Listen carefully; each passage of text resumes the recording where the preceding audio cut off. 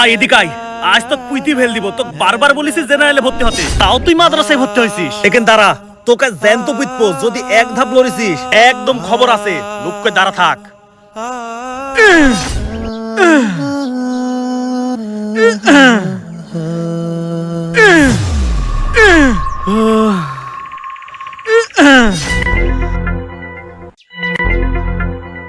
আব্বা কব্বরে যখন খুঁজছো আমাকে তো থাকা লাগবে, একটু সুন্দর করে খুঁজো।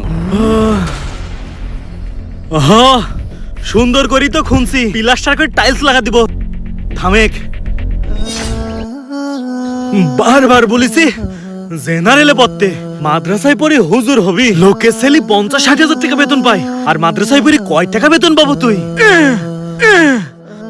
পুইতিত হলেও মেলা শান্তি পাবো।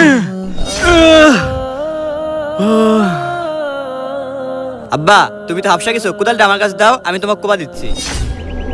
কি তুই কুবা দিব মানে? তোক পুতার জন্য আমি গর্ত করছি, আর সেই গর্ত খুনতে তুই আমাকে সাহায্য করবো? হ্যাঁ আব্বা, তোমার কষ্ট আর আমার সহ্য হচ্ছে না, তুমি কোদালটা আমাকে দাও, আমি নিজেই আমার কব্বরটা খুলে নিচ্ছি।